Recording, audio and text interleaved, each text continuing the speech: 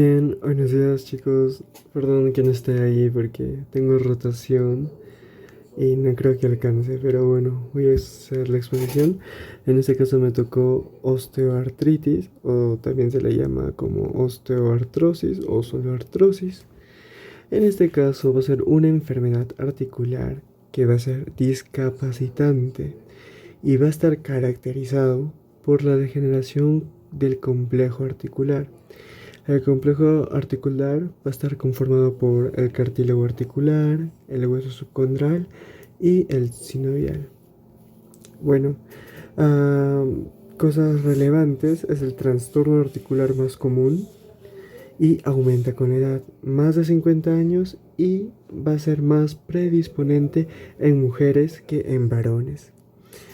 La incidencia de las articulaciones específicas, la más afectada va a ser la rodilla, luego va a ser la cadera y luego la mano.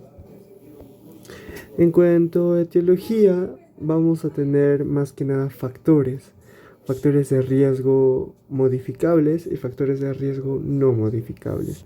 En los factores de riesgo modificables vamos a tener a la obesidad y a la carga excesiva articular. Mientras que a los factores no modificables vamos a tener a la edad, que es más de 50 años, 55 años, una historia familiar, antecedentes de esto, lesión ligamento cruzado anterior, que es importante porque generalmente los que tienen esto suelen desarrollar artrosis, traumatismos, traumatismos articulares o cirugías. Bueno, también vamos a tener la alienación en varo, que son las piernas arqueadas, genovaro, y también los genovalvos, que son las rodillas están juntas. Esto ya es más genético cuando se nace, así que es un factor predisponente para desarrollar artrosis. También tenemos las infecciones.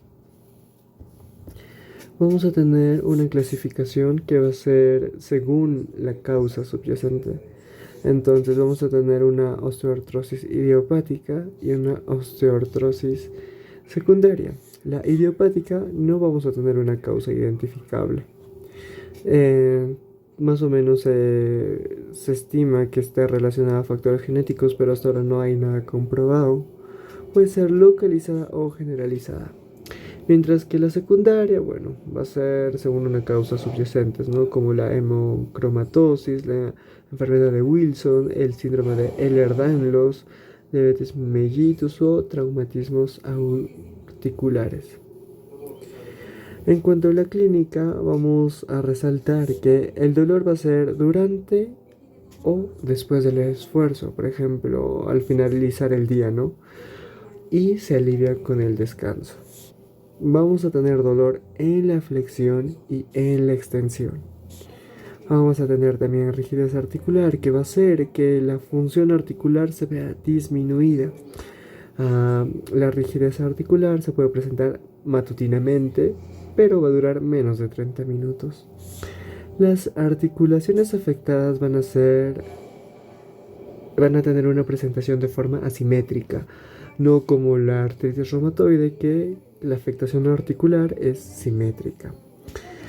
En este caso, los hallazgos específicos en articulaciones, vamos a tener los nódulos de Heberden y los nódulos de Bouchard. Como ya dije, más es predisponente en mujeres.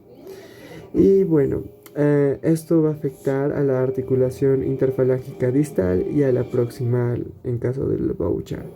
También vamos a tener la erisartrosis, que va a ser una osteoartritis de la primera articulación carpometacarpiana.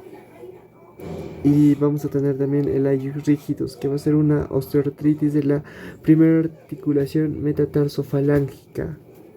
Ok, y bueno, en aquí para resaltar sería, a diferencia de la artritis reumatoide, la osteoartritis puede afectar las articulaciones interfalángicas distales. Ojo, eso es para que se acuerden. A diferencia de la artritis reumatoide, la osteoartritis puede afectar las articulaciones interfalángicas distales. En cuanto al diagnóstico, más que nada el diagnóstico va a ser clínico y ya. Debemos empezar a sospechar de una osteoartritis cuando una persona mayor de 45 años viene con la clínica de afectación articular.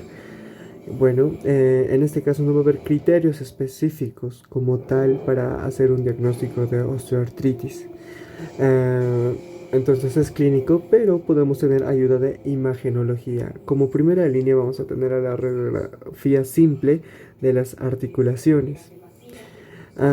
Generalmente se tiene que tomar de varias vistas, no solo de una vista la radiografía, para que se pueda ver mejor la afectación articular.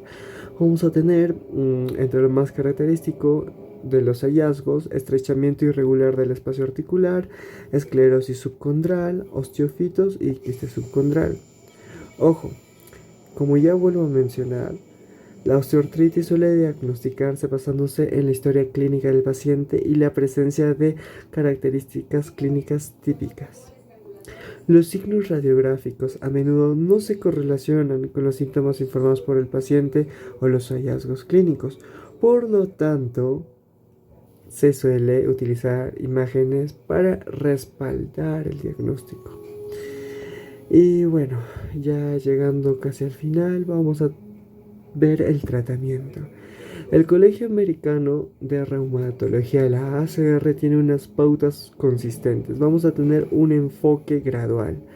Vamos a empezar con tratamiento no farmacológico, luego tratamiento farmacológico y, si es necesario, no en todos los casos, va a ser cirugía. Bueno, el tratamiento no farmacológico vamos a tener como principal al ejercicio y a la pérdida de peso, ya que el ejercicio va a aliviar a mucho más, mientras que la pérdida de peso, mientras más pérdida de peso, o sea, porque una persona obesa va a tener más carga en las articulaciones, va a más sobreexponer a las articulaciones, por eso es necesario la pérdida de peso. Y bueno, luego vamos a pasar a la farmacoterapia, que en este caso es más sintomático, y como primera línea vamos a tener a los AINES orales o a los AINES tópicos. Para los AINES orales vamos a utilizar el ibuprofeno y generalmente se usa en una osteoartritis de cadera, mientras que los tópicos se recomiendan para osteoartritis de rodilla. En este caso, por ejemplo, para los tópicos vamos a utilizar el diclofenaco sódico gel, que hay en presentación de 1 a 2% y bueno, se pone, ¿no?, tópicamente en la articulación que está afectada, en este caso de la rodilla. Luego, si ya no funcionan los AINES o no hay una respuesta apropiada a los AINES, vamos a pasar con los opiáceos, con los opioides, y generalmente se intenta que sea en bajas dosis. En este caso, la primera línea para opiáceos va a ser el tramadol. Y bueno, para un alivio a corto plazo, un alivio rápido, se va a utilizar una inyección intraarticular de glucocorticoides. Pero bueno, esto es para corto plazo. Y bueno, para resaltar, la farmacoterapia solo se debe utilizar como tratamiento a corto plazo en pacientes sintomáticos que presentan dolor o disfunción articular. La terapia a largo plazo se asocia con muchos factores adversos. Y bueno, por último vamos a tener la cirugía, que es cuando las medidas conservadoras, en este caso las no farmacológicas y las farmacológicas, fallan. Entonces se va a empezar con una artroscopía que va a evaluar el daño articular, y luego de eso podemos pasar a la osteotomía, a la artrodesis y a la ortoplastía. Generalmente la osteotomía va a ser que la cirugía va a tener como fin realinear las articulaciones que tal vez estén desviadas, mientras la artrodesis va a ser la fusión de dos huesos y la artroplastía va a ser un reemplazo mediante la endoprotesis. Y bueno, para recalcar, como último, después del tratamiento total de la articulación, después del reemplazo total de la articulación, los pacientes deben recibir aspirina o un anticoagulante, por ejemplo, uno directo, como la heparina de bajo peso molecular. Esto para evitar la trombosis venosa profunda. Y bueno, esto también se utiliza como profilaxis. Y eso sería todo. Gracias, chicos.